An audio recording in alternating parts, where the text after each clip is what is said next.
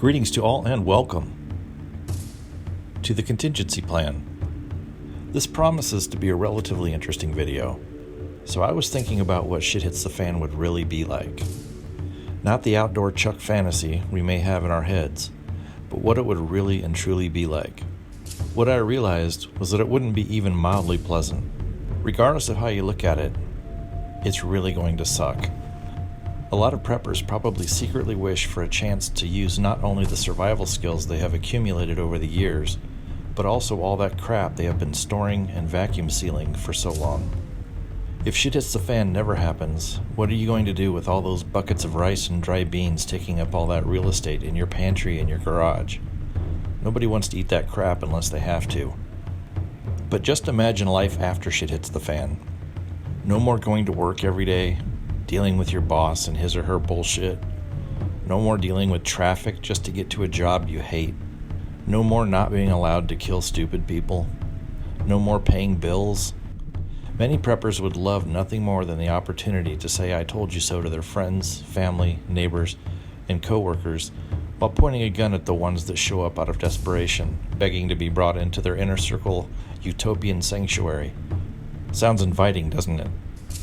Knowing that you were right all along might feel satisfying and give you a moral victory over the short term, but eventually that feeling of elation will fade, and we will find ourselves in a really shitty place. Things are going to suck on a level we may find difficult to imagine today. Television shows make it look difficult, but any problems are all wrapped up in about an hour and everything is good to go. The people in the shows look pretty grungy and a little bit worse for wear, but overall still clearly doable. In reality, that simply wouldn't be the case, strictly from a hygiene perspective alone.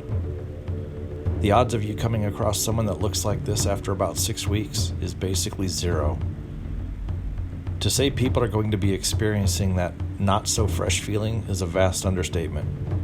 Just imagine how ripe the average person is going to be after a couple months without a shower or a good undercarriage scrubbing. Ask the ladies how excited they would be to live in a world without feminine hygiene products, or any of the toiletries they have become accustomed to for that matter. At first you may get by as far as food and water are concerned. Your biggest concern will more than likely be not being killed by your fellow man. If you can somehow survive not being torn apart, skinned alive, strung up, or shot by an angry and violent mob on a daily basis, you could probably chalk that up to a victory. If you live in a rural area, this might not be too difficult at first, but eventually the really desperate hordes will reach your area. The real fun is going to be once your supplies start running low. Today, if you get hungry, you walk into the kitchen and make yourself something to eat, or jump into the car and head to a nearby fast food chain and get something in the relative shape of food, and you're all set. Imagine starving and realizing not only do you have absolutely nothing to eat, but knowing that there is nowhere you can go to get anything either. Not to mention the longer you go without food, the more difficult it will be to focus and concentrate on a plan to locate some because of the splitting headache, weakness, and confusion you are dealing with. Now consider this same exact scenario only in regards to water or medication. Then imagine watching your children dying of malnutrition or dehydration right before your eyes, and knowing that if you don't somehow pull off a miracle, they're not going to make it. That's when the fun officially begins.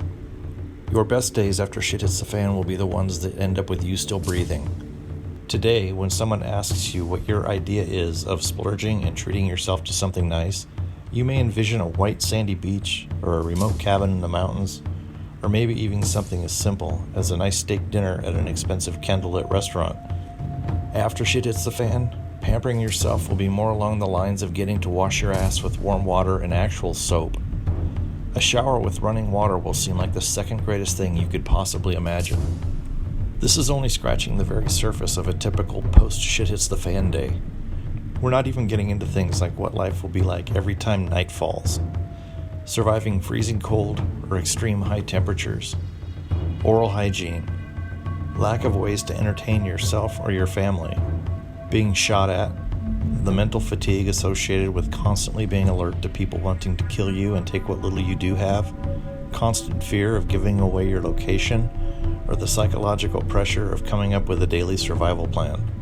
Regardless of how physically fit you are today, it's probably not going to be enough to survive any extended period of time in a post-shit-hits-the-fan world.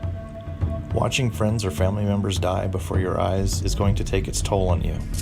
And on top of everything else, you won't have the luxury of taking a day off. To say a lot of things will change would be an understatement. Literally nothing you take for granted today will be the same. Most of us give very little thought to food, water, personal hygiene, and sanitation on a daily basis.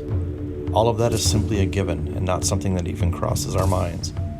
Some of us do have the mindset to survive, but most people are going to panic almost immediately, which will lead to fatal mistakes being made. Lack of preparation, both physically and mentally, will result in death for the majority of today's population. Those who do get over the hump will find themselves in a daily struggle for survival. Even the sound of laughter will become difficult to find. The most we can do is prepare for such a situation as best we can. Realize that no matter how thorough we are, there's still a million things we're going to miss. Work on your personal relationship with God, and hope and pray for the best outcome possible.